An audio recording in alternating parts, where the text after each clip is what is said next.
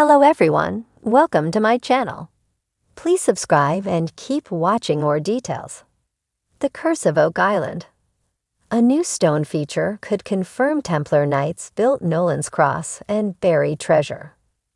The Curse of Oak Island team has begun excavating a new human-made circular stone feature in the swamp near Nolan's Cross, which could be the spot where ancient Christian relics are buried.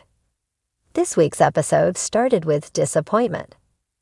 The rehabilitation and excavation of the garden shaft was the primary focus of this season, but it has been plagued with problems. Duma's representatives informed Rick Legina and the guys that approximately 479 gallons of seawater were currently gushing into the shaft, and pumping out such a quantity of water would make the whole structure unstable. That means the project is on hold while the Dumas miners figure out what is the best option. Unfortunately, we are careering toward the end of the season, which sadly means that could be the end of the project for Season 11. Thankfully, the guys have plenty to keep them occupied, and they switched focus to the discovery of a mysterious human-made stone circle found on the northern edge of the triangle-shaped swamp. The team was digging in this area because researcher John Edwards argued that the nearby boulders of Nolan's Cross were acting as a marker for this spot. John suspects the Ark of the Covenant and possibly other ancient Christian artifacts taken from Jerusalem are buried there. So it obviously came as a pleasant shock to find a circular depression or pit framed by small flat stones on the exact spot John referenced.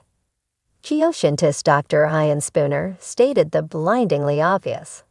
The structure was human-made and was created before the area was a swamp. This lends yet more credence to the theory that the swamp was artificially created to hide something. Ian took some core samples from the area, but we'll have to wait, hopefully not long, for the results. Surveyor Steve Guptill was also on hand to measure the area. A preliminary measurement indicated the structure was a couple of feet below sea level and was at the exact same elevation as the paved area to the south. Ian has previously dated the paved area back to the 1200s AD, so it would be incredibly significant if a solid link could be established between the two features.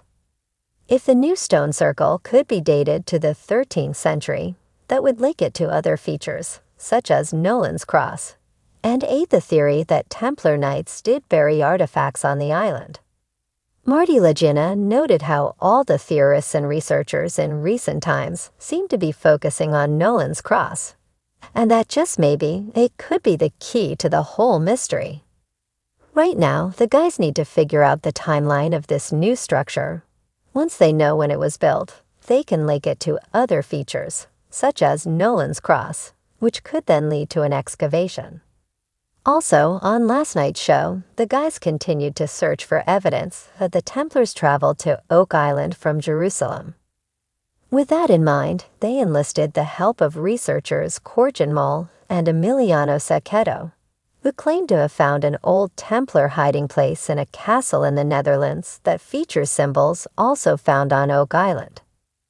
Emiliano has located an old Cistercian abbey in Milan, Italy, that contains ancient manuscripts on astronomy, geometry, and navigation, which may help to explain how Templar Knights could have traveled to Oak Island 300 years before Columbus's voyage.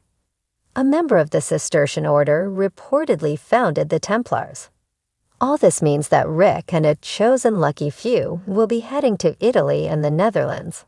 We will likely see how their trip went in the next few episodes.